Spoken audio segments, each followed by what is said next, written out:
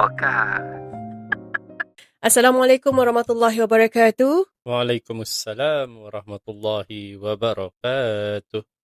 Welcome to another episode with Akmal and Farid. Sebenarnya kan, untuk topik hari ni, kita memang tak ada discuss apa-apa lah. So basically macam random topik saja. Cumanya, saya dapat invitation lah untuk perform dekat sekolah anak. Bersempena dengan Hari Guru. Macam tu. So, Hari Guru 16 Mei. So, saya nak kena perform 7 Mei lah. Alright. So, nak bercakap pasal Hari Guru ni, kerjaya sebagai seorang guru ni lah. Kan. Sebagai seorang guru ni sebab saya pernah menjadi guru muzik dulu. Garang tau. Alah, sempat beberapa tahun saja sebelum saya pindah ke Putrajaya. Kemudian saya tukar kerjaya kepada kerjaya yang lain. Atas nasihat suami lah. Sebab berulah alik jauh katanya. Gitu. Alright. Okay. Kita nak tanyalah pada ayah sendirilah kan. Sekarang you bekerja dalam bidang profesional. Bersama dengan syarikat gergasi yang besar lah. Kalau you bukan bekerja sekarang ni, apa cita-cita you sebenarnya? Ataupun you pekerjaan lain kalau bukan pekerjaan yang sekarang? Definitely bukan seorang guru. Kenapa you punya ni kat bawah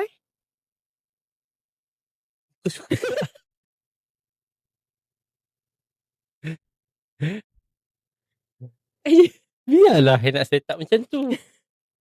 Jadi macam pelik. Macam, okay tak apa, teruskan. Okay. Teruskan sayang, go. Tak tahu, tak ada yang sepatutnya saya jadi apa. Kalau ikutkan cita-cita, nak jadi businessman. Oh, okay. Tapi dah direzekikan ke sini. So, beginilah. So masa sekolah dulu dia tak ada macam kan, zaman sekolah dulu kan macam kita ada borang dan boleh tulis cita-cita kita kan. Dia macam ada 1, 2, 3. Businessman. Serius lah? 3 tu? Wow. Serius lah sayang? Serius lah. Wow, okay. Saya kan, sebenarnya kalau bukan penyanyi ke, bukan dalam bidang entertainment ni kan, mungkin saya adalah seorang polis. Gerak-gerak khas. So, kalau you nak cakap apa? You, maknanya kalau you jumpa I pertama kali tu macam, Puan, gitu. Inspektor Akmal, okay? Berkilat lah time tu. Oh, berkilat Tapi waktu tu bila dah naik pangkat, dia dah cantik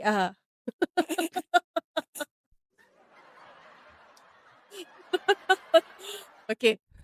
Betul, saya cita-cita saya nak jadi polis. Lepas tu, saya tak tahu saya pernah cerita ke tak benda ni. Tapi waktu tu saya memang aktif nyanyi lah. Bertanding apa semua.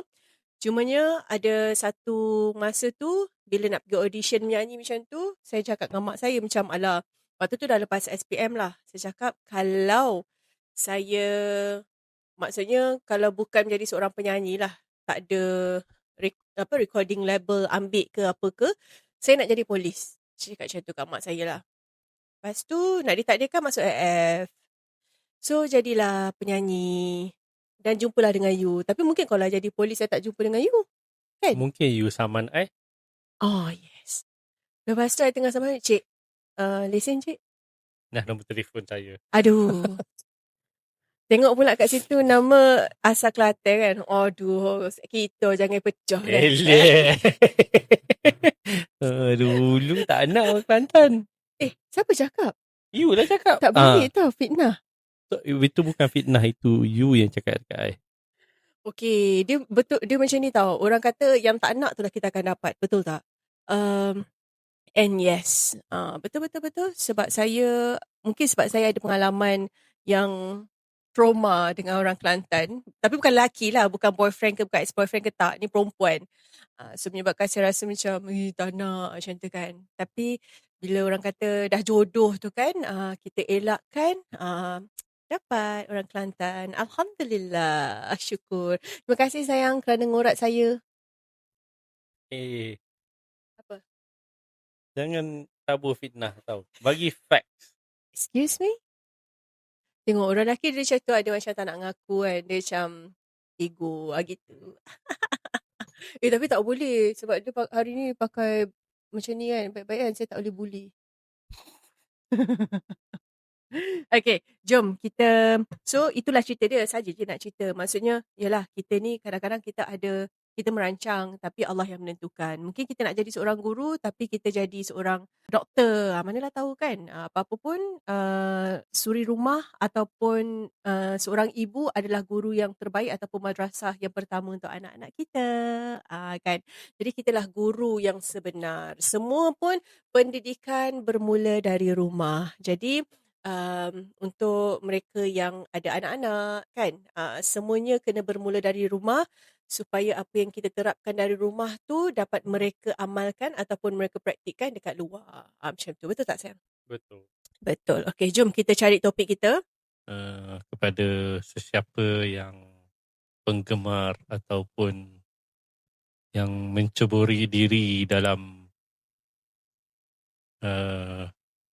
bidang pu'er, teh Cina, pu'er tea.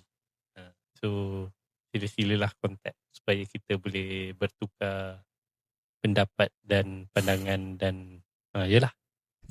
Serius Sebab lah. saya baru menceburi bidang. Dulu tak boleh minum kopi, tak suka kopi. And then kawan I, Amen, dia kenalkan kopi lah. Okay. So daripada tu jadi suka kopi dan coffee addict. Okay. So sehari dalam 4-5 cup lah. Baik. 4-5 cup yang double shot. So sangat-sangat banyak lah. And then it's like addict to coffee lah, to caffeine. Tapi lately ni mungkin faktor usia, dah tak boleh minum kopi. And then mungkin sebab itulah kot berpindah ataupun berhijrah kepada teh. Okay. So nak mencari teh yang bagus ke, yang ada khasiat tu, dengan based on apa yang dibaca tu, pu'er tea ni adalah antara yang bagus lah. Dan dia pun ada macam seni-seni nak brew dia, seni-seni nak minum dia, ada jenis-jenis yang berbeza. So itulah sekarang ni tengah musim mengeksplore pu'er tea. But it's not a trend lah kan? Ke macam mana? You know me, I bukan ikut trend. Okay. I trendsetter. So bismillah.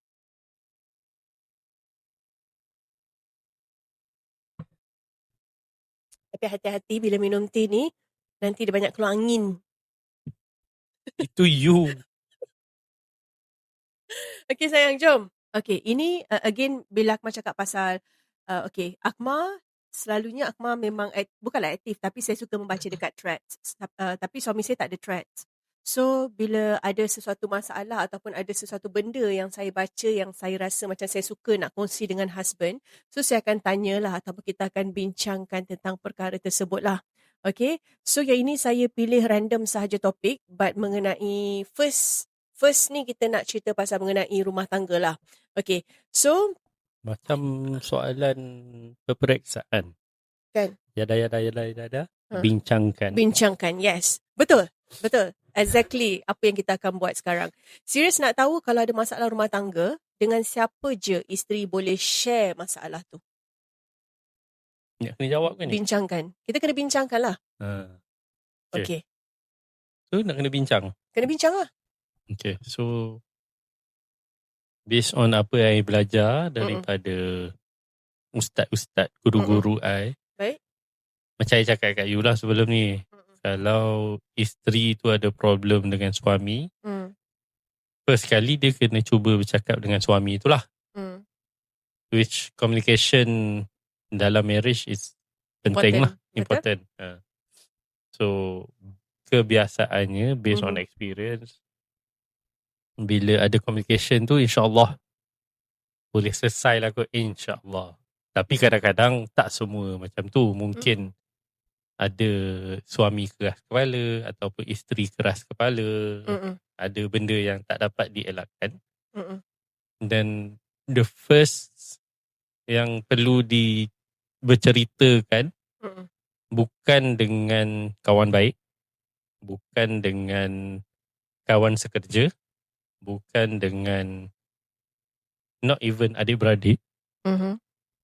Yang first kali adalah kalau isteri ada problem dengan suami, bercakap dengan parent suami. Mm. Dan sebaliknya, kalau suami ada problem dengan isteri, Mhm. suami kena bercakap dengan mertua, which is parent kepada si isteri. Mm. Sebab dia, kenapa kalau isteri ada problem dengan suami, isteri tak sepatutnya pergi bercakap dengan parent isteri. Sendiri. Dia hikmah dia adalah supaya tidak membuka aib. Betul. So bila bercakap dengan parent kepada suami yang problem tu, sebab itu adalah parent suami. So dia dah tahu dah itu adalah anak Anak dia. dia. Dan adik-beradik pun tak boleh, nanti akan timbul fitnah lah. Dan Mm-mm. setengah-setengah adik-beradik ni pun akan bercerita belakang-belakang, akan Ataupun takut cucuk-cucuk ke ada kan. cucuk-cucuk, ada different perceptions lah. Tapi Betul. kalau parent kita sendiri, dia kurang lah, unless parent tu pun ada masalah, itu a different story lah. But Mm-mm. that is the basic guideline lah yang boleh diberitahu. And then Mm-mm. lepas pada tu mungkin lah tengok pada keadaan, mungkin kepada orang yang dipercayai Mm-mm. ataupun mungkin kepada kaunselor. Mm-mm. Depends lah, tengok macam mana. Faham, betul. I setuju juga benda tu.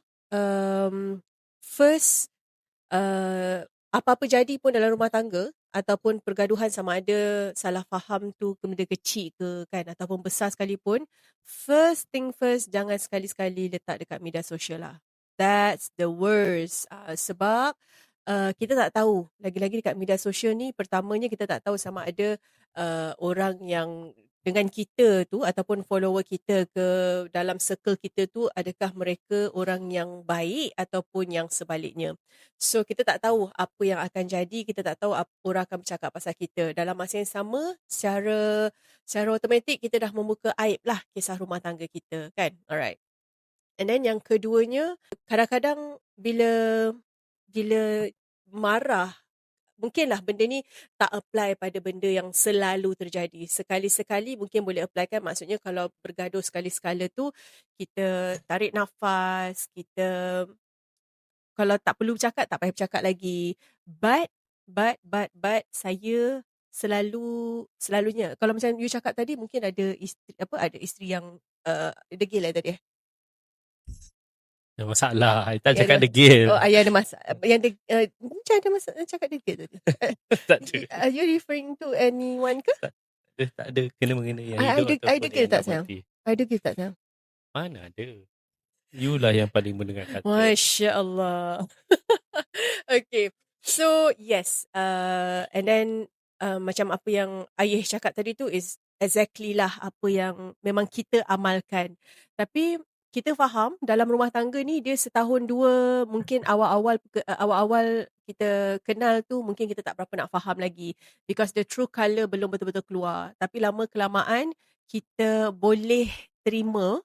And mungkin setiap pasangan berbeza. Mungkin saya dengan ayah sendiri pun mengambil masa berapa tahun, 5 tahun, 10 tahun, we never know. Mungkin ada orang 2-3 minggu atau sebulan 2 dah boleh dapat keserasian kan. But bila dalam perkahwinan ni memang kita mencari, yelah awal-awal dulu masa kita awal-awal kahwin pun, kita tak ada pun cakap macam, memanglah kita kahwin tu kerana Allah Ta'ala. Tapi macam sekarang bila dah belajar, bila cari ilmu, so kita tahu perkahwinan tu memang itulah lubuk isteri nak orang kata nak dapatkan pahala kan. Jadi itulah ibadah yang paling panjang dalam perkahwinan. Dan bila berlakunya pergaduhan, perselisihan faham, bincang tu memang sangat-sangat penting lah. Itu memang number one, memang kena duduk sama-sama macam kami. Kalau contoh macam saya, kita orang memang akan bincang kat luar lah. Tak pernah dalam rumah. Biasanya kalau ada benda yang saya nak cakap ataupun ada benda yang kalau besar lah, tapi biasanya kalau kecil-kecil tu sekejap je. Malam sebelum tidur minta maaf, ya minta maaf tau. Contoh kan. Yang itu adalah yang terbaik lah sebenarnya. Sebelum tidur, pastikan kita minta maaf to each other. Because esok, kita pergi kerja, contoh kalau kita masih bermasam muka kan. Esok pergi kerja, sebab kita tak tahu kan Allah ni nak pinjamkan berapa lama, wallahualam. Kita tak nak menyesal di kemudian hari. Macam tu lah. Dekat sini ada yang tulisan, isteri ni selalu dituntut untuk jangan buka aib rumah tangga.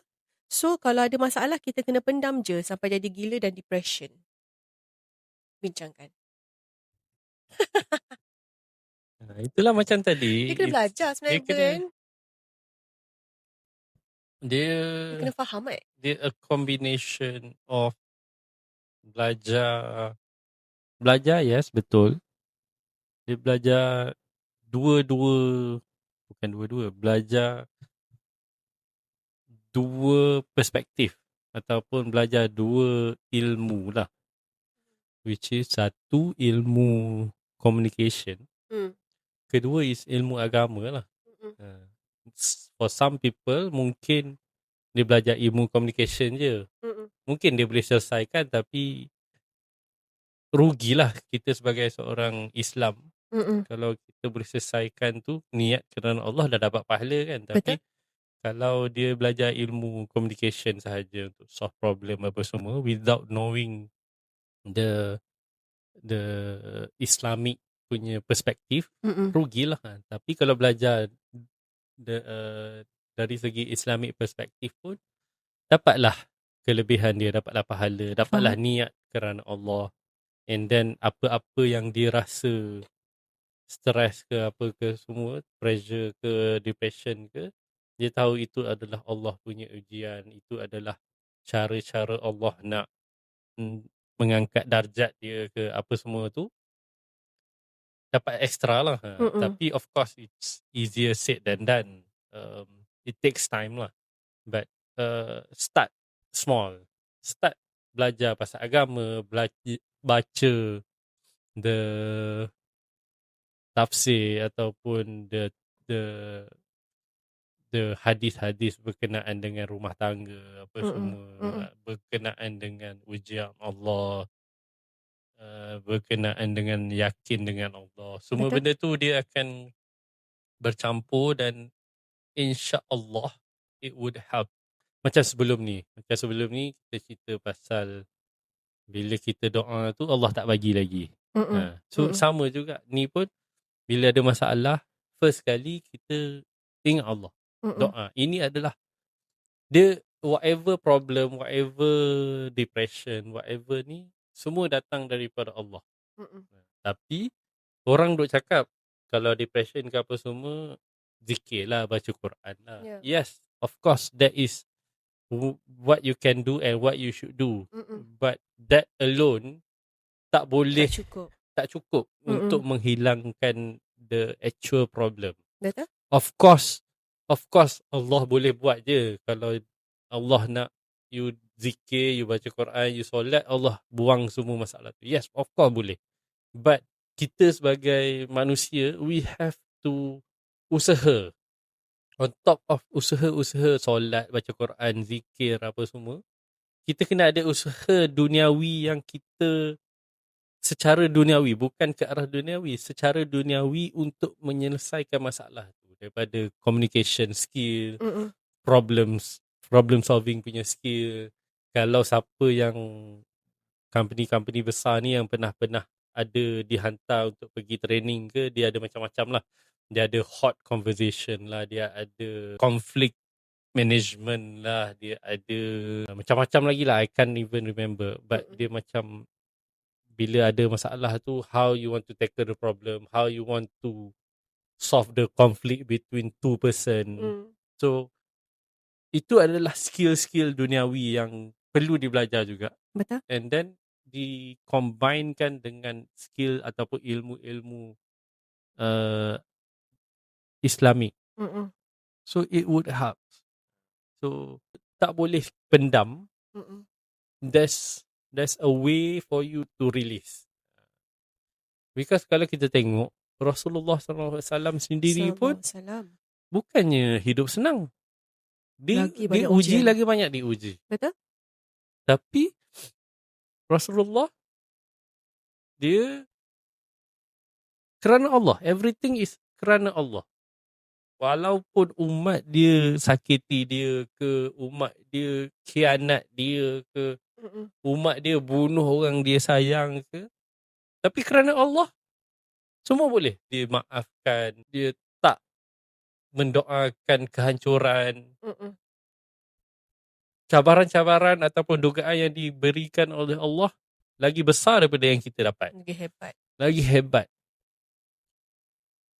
Even bukan Rasulullah saja. Okay, kalau kita cakap Rasulullah, mungkinlah dia Rasulullah. Dia Tapi Nabi, faham? cuba tengok, ada hari tu saya terbaca pasal Aisyah. Okay. Aisyah adalah isteri kepada Rasul. Isteri Mm-mm. kepada Rasulullah. Mm-mm. Isteri kepada Rasul yang terakhir. Mm-mm. Tapi dia tak dapat anak. Berapa Betul? tahun dia kahwin. Saya tahu kisah ni. Kita teruskan. So dia tak dapat anak pun. So definitely dia akan doa. Mesti, I tak tahu, boleh check, tapi mesti dia akan doa, ya Allah, ya Tuhan aku adalah isteri kepada kekasihmu, isteri kepada Rasulullah sallallahu alaihi wasallam. Sallallahu alaihi wasallam. Kurniakanlah aku anak ke apa semua. Tapi tak ada. Tapi masa tu kita cuba imagine betapa beratnya ujian tu. Of course yang kita alhamdulillah dikurniakan anak sepasang. Alhamdulillah. Alhamdulillah, syukur. Tapi ada yang Allahumma kawan-kawan yang barik. tak ada ni, banyak cabaran dia memang yang betul-betul nak. Kalau yang tak nak tu is different story lah. Tapi yang Mm-mm. betul-betul nak, betul-betul mencuba, betul-betul berdoa tapi tak dapat. Itu adalah ujian-ujian juga. Itu adalah punca-punca depression juga. Tapi cara menghandle dia macam itulah. Mungkin that's why bila kita ada ilmu Islamik juga pun kita boleh nampak lah contohnya. Mm-mm. Macam Aisyah.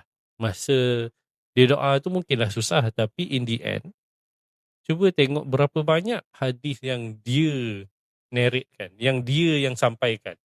Berapa banyak pahala yang dia dapat. So mungkin kalau ada anak, dia tak sempat nak mengikut Rasulullah, nak ingat Betul? hafal itu ni apa Betul, semua. betul. Dia sibuk dengan Jaga menguruskan anak. anak, jaga Betul? anak. Tapi sebab dia tak ada anak, dia boleh menjaga Rasulullah. Dia boleh ikut satu-satu, dia boleh belajar, dia boleh ingat semua benda tu dan dia sampaikan selepas wafatnya Rasulullah SAW. Sallallahu alaihi wasallam. So always tengok, percaya pada Allah, yakin pada Allah, ada hikmah dia. Betul? Yang penting kita buat yang terbaik seperti yang Allah minta. Itu je. InsyaAllah. Betul? Of course lah kalau kita sendiri pun perangai macam setan. Perangai pun tak baik, buat benda-benda yang dilarang apa semua. Lepas tu nak minta. Lepas tu minta tak dapat, kita duduk beranggapan salah ke takdir apa semua. Tak boleh lah, dia kena balance lah. Kan. Saya pun faham, kita pun faham. Muda-muda dulu. Kita pun pernah muda. Jiwa memang Darah muda. nakal. Faham? Nakal lah. Faham? So macam-macam nak buat benda tu. Walaupun dah tahu salah pun buat juga. Tapi belajar dan jangan tinggal solat lah.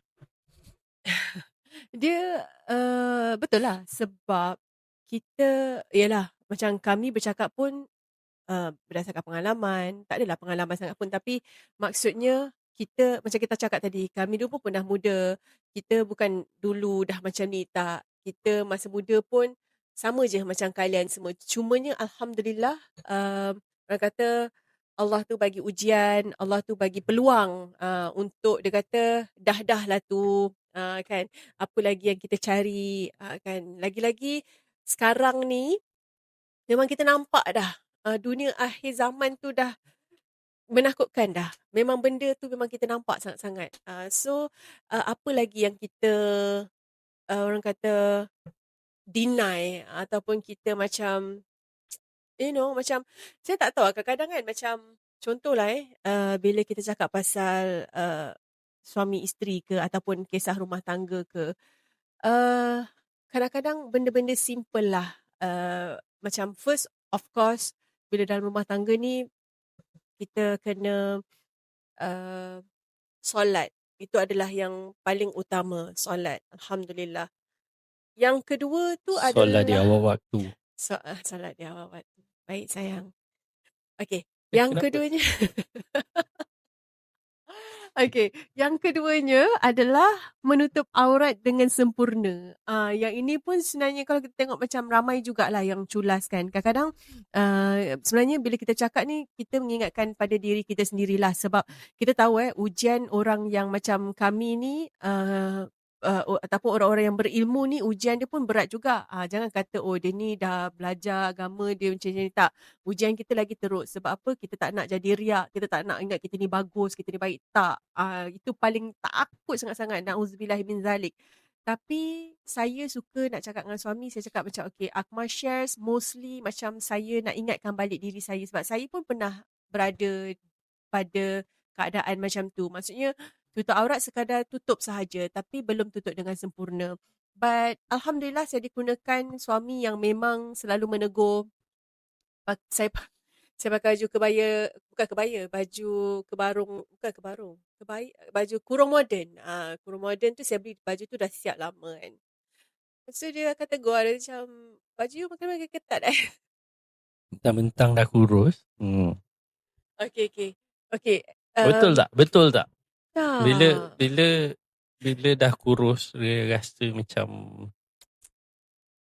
aku dah kurus, kenalah pakai yang nampak shape. Tak, sumpah. Okay, itu bukan intention I lah. Tapi intention I macam mana yang I cakap dekat you hari tu. I cakap macam, okay, I macam, I takut macam you tengok orang pakai baju, bukanlah ikut badan, tapi macam pakai baju kurung moden. Maksudnya sebab saya all the way memang boleh katakan jubah. All the way jubah, abaya macam tu. So macam, saya macam, suami aku ni okey ke kan?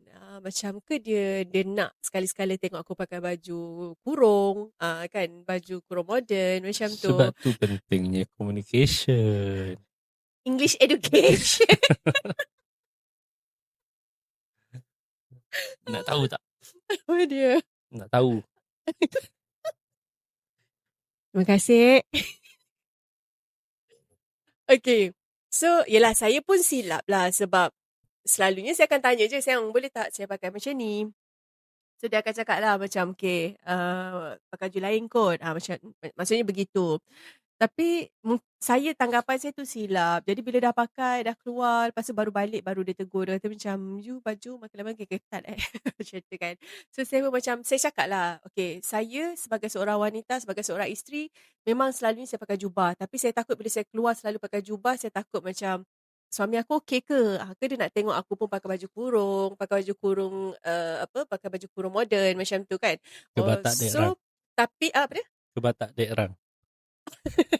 Kebaya ketat, pendek jarang.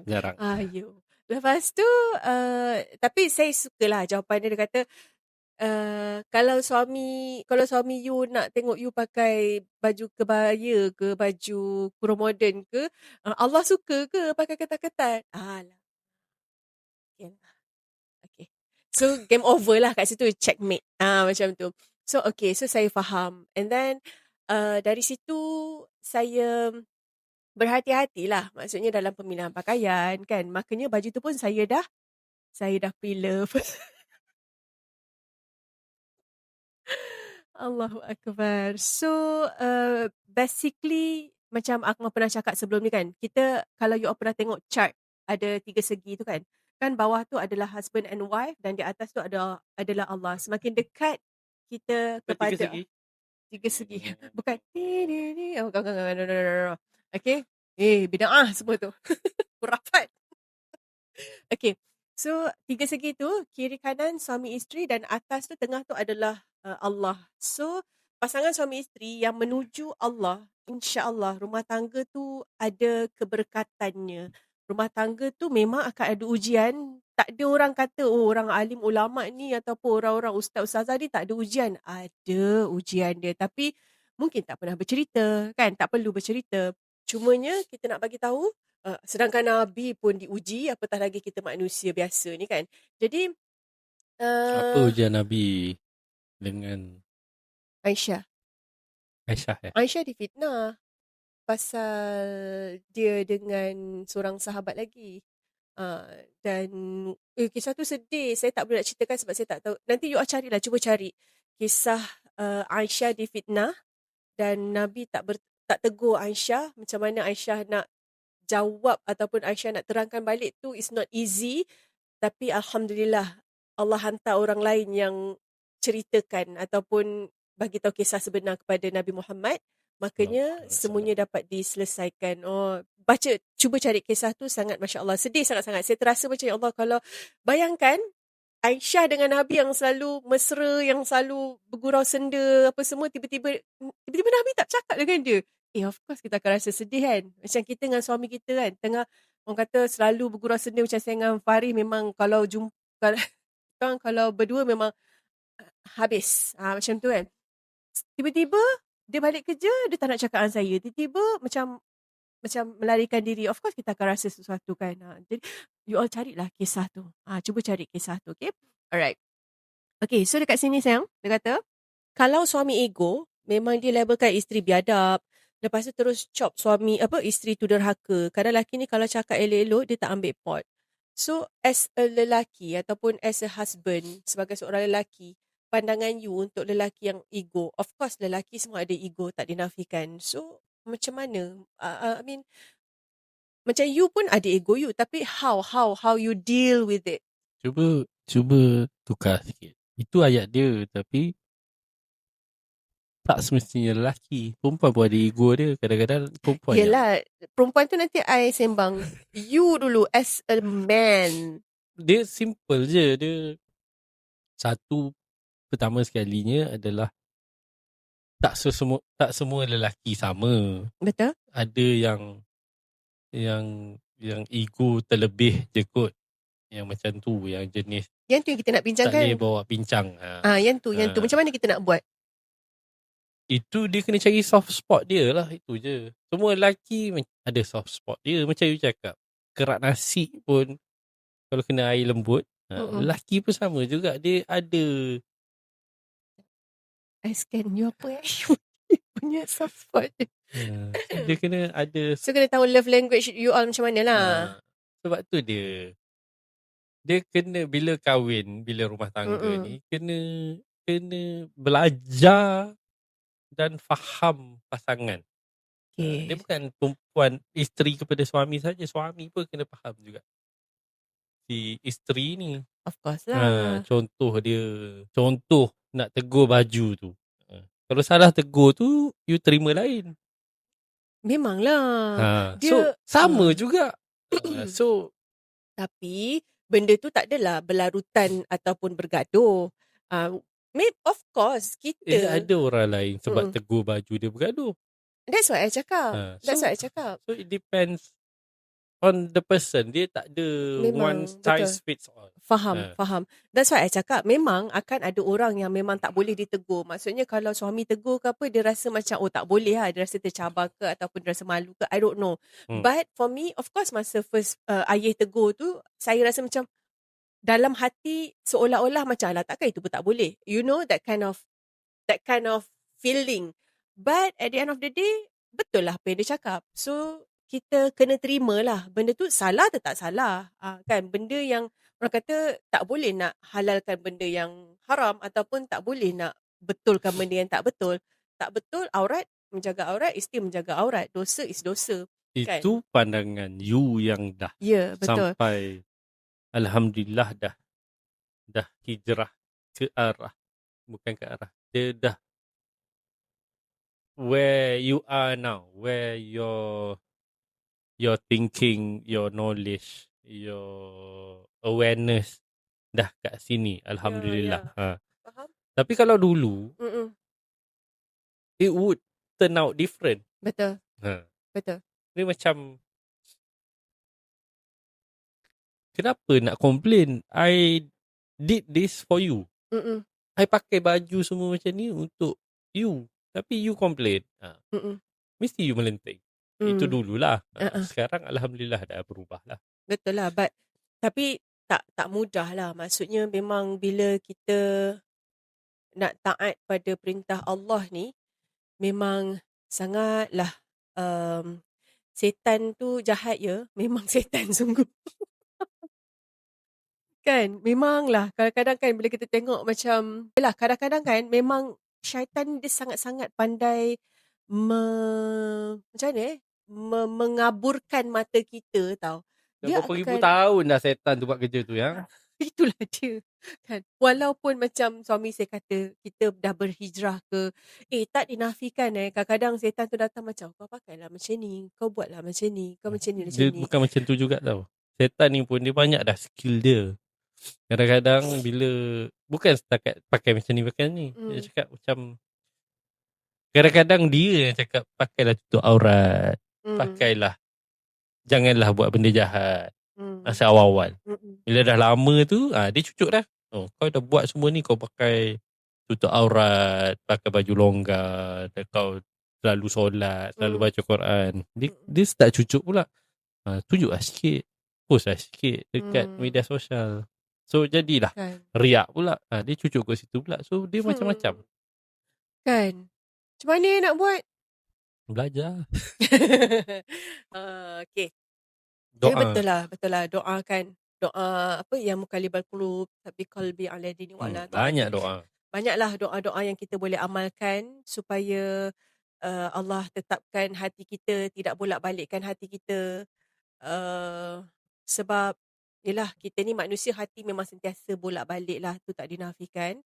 And again berbalik pada rumah tangga tadi, seriously memang for me myself, I memang cakap, even kadang-kadang ada ramai kawan-kawan yang ada masalah, kadang-kadang cerita ataupun ada ahli keluarga, dia macam mana at the end of the day, saya macam alhamdulillah sedikitlah Allah kurniakan macam orang kata boleh berfikir secara positif, dan I rasa macam kita bukan mencadangkan, tapi kita sekadar mendengar dan macam ni melegakan untuk orang yang ada masalah tu. Of course bila orang ada masalah dia serabut kan. So kita as a pendengar dapat dengar dan dapat buatkan dia rasa lebih release daripada masalah-masalah yang dia ada lah.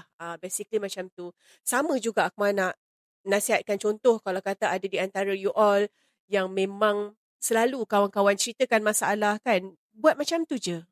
Kan maksudnya jangan cerita kat orang lain, simpan sendiri. Tapi kalau siapa cerita kat saya bagus, sebab saya jenis cepat lupa. Saya jenis cepat lupa. Ya ke? Ya, kalau orang tu cerita Kalau kan, suami buat salah? saya lupa yang. Iyalah. Ya, sampai macam I dah tak ingat dah. Kadang-kadang kan I cuba nak fikir kan. Macam, yelah bila kita baca threads kan. Contoh kan orang cakap macam, suami aku macam ni kan. Saya pun akan relate juga. Saya akan cerita, bila lah suami aku buat macam tu. I dah tak ingat. Seriously kan, saya memang, that's why dia bukan benda tu je tau. Apa-apa saja saya jenis short term memory tau. That's why kadang-kadang kalau jumpa kawan-kawan ke, jumpa orang ke kan, saya dah risau bila dia tanya nama. Itu part saya paling risau. Ingat aku lagi tak? Kenal aku lagi tak? Ingat. Mana boleh tak ingat? Saya tak boleh lah. Bab tu saya memang terus lemah dan anxiety. Ingat. Mana boleh tak ingat? Kau kerja mana sekarang? Lepas tu bila dia dah pergi kan, siapa tadi I macam ingat-ingat lupa lah nama dia. Macam tu lah. So saya memang ada masalah tu. Siapa yang jumpa saya dekat luar kan, kalau saya tak ingat, minta maaf, minta ampun banyak-banyak. Saya memang macam tu. That's why kalau orang cerita masalah pun kan, saya memang cepat lupa. So tak ada masalah. You all boleh cerita kat saya, lepas tu saya lupa. Sama lah juga kalau macam saya gaduh dengan ayah ke, saya dah tak ingat dah bila saya gaduh. Tapi Alhamdulillah. Itu pun nikmat daripada Allah tau. ya betul. Dia senang. Barang yang lepas jangan dikenang. Lepaskan aja. Sebab kita at the end of the day, kita nak bersama sampai syurga. Kan? Saya selalu ingat benda ni je lah. Kalau kita nak buat apa-apa kan. Sebab ini paling penting tau. Benda ni paling penting yang memang saya ingat lah. Dia ada dua je. Sama ada Allah murka ataupun Allah redha dengan kita. kita nak Allah redha, kita memang tak nak Allah murka. Kalau kita buat benda baik, kita ikut perintah Allah walaupun memang susah, tapi insya-Allah Allah nak tengok usaha kita tu lah, macam mana kita berusaha untuk mengecapi nikmat, bersyukur nikmat. Kadang-kadang kan benda yang kecil-kecil pun kita tak sedarkan. Contohlah macam kita pergi negara luar, yang contoh saya pergi China baru ni, susah nak dapat air dekat toilet diorang kan. Balik Malaysia saya rasa macam Allah, nikmatnya dapat mandi air segar, nikmatnya dapat basuh berak sempurna. Maksudnya macam tu tau. So sekecil-kecil itu pun sebenarnya kita kadang-kadang kita lupa nak bersyukur. Sebab kita ni syukur benda-benda yang besar je. Oh, dapat rumah baru, beli kereta baru, kita bersyukur. Tapi bila dapat makan nikmat sikit, nak makan sedap sikit walaupun makan cekodok ke, makan minum air teh sekali pun kita rasa ya Allah sedapnya. Nikmat tau. Benda yang orang kata macam Kena pula air teh Cina. kena pula air teh Cina kan. Pu'er, washa putu tau. Pu'er tea. So memang jauh pergi dia. Itulah suami saya, dia ada 2 nama. Nama dia Ayeh dan Ye.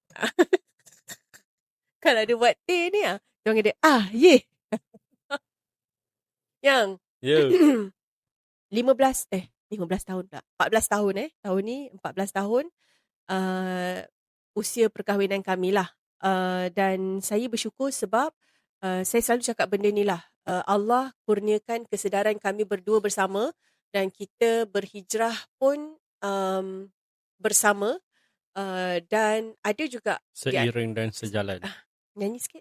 Sebab kadang-kadang kesian juga, ada juga kawan-kawan saya yang dia nak hijrah tapi suami dia macam belum ke arah itu, kan. Komen sikit untuk orang yang Doa. yelah doa saat ni. Contoh macam kita running baru ni kan. Isteri elok cantik pakai tudung, pakai baju windbreaker apa semua kan. Tiba-tiba suami dia pakai hot pants pula. So macam Doa. orang lelaki ni sebenarnya dia aware ke tak aware pasal aurat ni? Asyik cakap perempuan je. Macam tu. Orang perempuan yang tak pakai tudung tu dia aware ke tak? Dia tahu. Sama. Tahulah sebenarnya. Okay, bye. Dia lelaki ke perempuan ke sama je.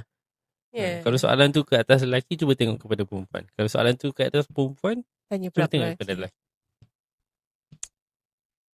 InsyaAllah kita doakan mereka semoga dapat tutup aurat dengan sempurna. InsyaAllah. Amin. Okay, kita nak pergi kepada penutup. Okay, kita nak baca sikit lah ni sebelum kita tutup.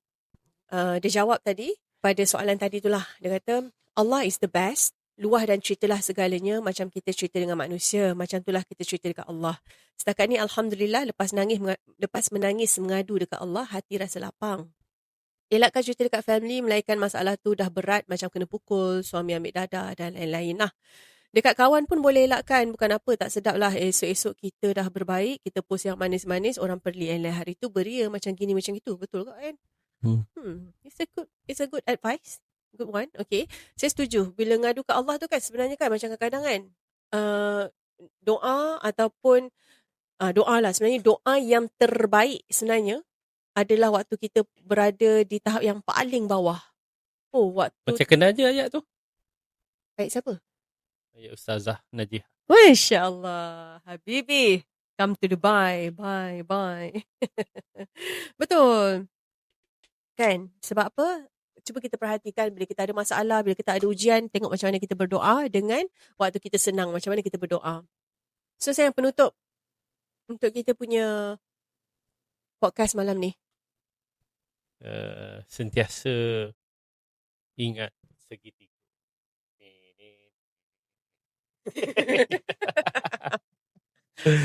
Dan segitiga tu adalah basically gist daripada segitiga tu adalah semakin dekat suami isteri dengan Allah, dia akan menjadi makin dekat lah antara dua tu. Dia macam tu, suami, isteri, Allah. So kalau dua-dua ke arah menuju mendekatkan diri kepada Allah, dan dua-dua akan rapat lah. Dua-dua akan rapat. So kalau kat sini dengan sini jauh kan. So bila dia naik atas ni, dia makin dekat. Macam tu lah. So ingat yang tu. InsyaAllah kalau ada apa-apa masalah, rasa jauh dengan isteri ke, ada masalah ke, balik kepada Allah. Dia masalah dengan isteri, perbetulkan hubungan dengan Allah, masalah dengan isteri tu tak ada apalah. Dia akan settle. Faham? Baiki hubungan dengan Allah.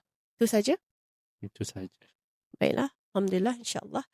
So, thank you so much yang stay dari awal sampai habis. Terima kasih banyak-banyak. So, if let's say you all ada apa-apa nak dibincangkan ataupun ada apa-apa tajuk yang nak kami bincangkan, boleh letak di komen, section komen. Okay, insyaAllah nanti kita cuba laksanakan. And semua cerita-cerita hari ni tak ada kena-mengena dengan siapa. Kita cerita secara random sahaja. Kami baca daripada threads dan kita bincangkan mengenai masalah tersebut. Dan Dan kami ianya hanyalah perkongsian daripada pengalaman, daripada pengetahuan yang sedikit yang kita adalah. Kami bukan ustazah, kita pun banyak lagi benda yang nak dibetulkan, banyak lagi perkara yang perlu diperbaiki. Jadi sama-sama kita doakan semoga kita terus istiqamah mencari redha Allah Subhanahu Wa Taala, insya-Allah. Jadi sehingga berjumpa Allahu Akbar. Sehingga berjumpa lagi dalam episod yang akan datang. Bye. Assalamualaikum.